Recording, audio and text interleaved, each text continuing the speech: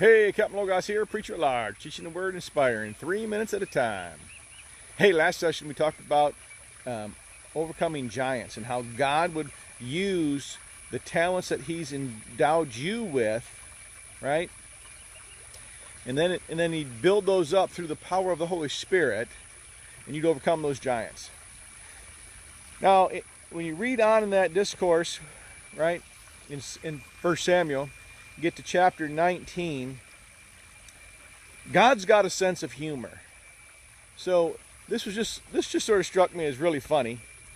And so as David is fleeing from Saul, right, the king is trying to kill him. He runs off to a city, right? And then what happens is Saul gets upset and he sends out messengers to go find David, who's with Samuel the prophet, right? And when those men come back, they start prophesying. The Spirit of the Lord comes on them and they start prophesying.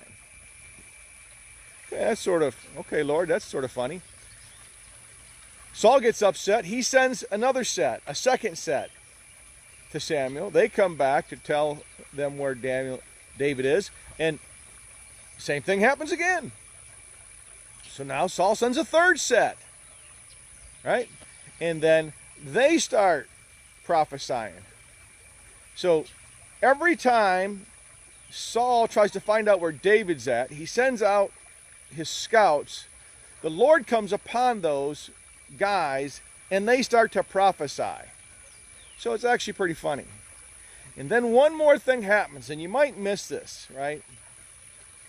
Is then Saul himself, finally, after sending 3 groups of people, they come back and they prophesy.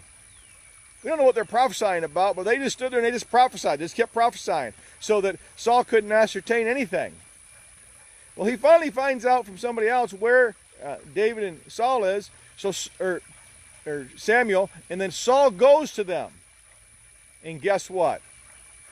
The Lord comes upon Saul. Remember, the Lord had departed from him as king, and evil spirits were always on him.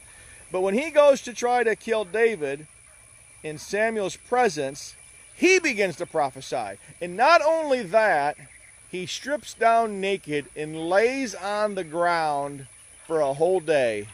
And the whole time, he was prophesying before the Lord. Now, if that's not God's provision in taking care of David, I don't know what is. And oh, by the way, it's pretty funny that God would do that. Oh, you want to kill the guy that I've anointed king because I took it away from you because you decided not to listen to me? Watch this. I'm going to make you prophesy. And now I'm not going to make you prophesy. I'm going to make you prophesy naked. So there. Have at it. Right? So God will make a way. His provisions will provide for you.